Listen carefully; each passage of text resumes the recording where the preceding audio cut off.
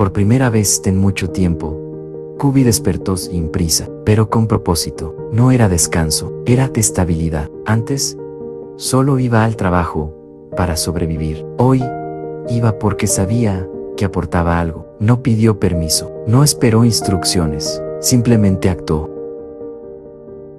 El reconocimiento ya no lo sorprendía. Lo confirmaba.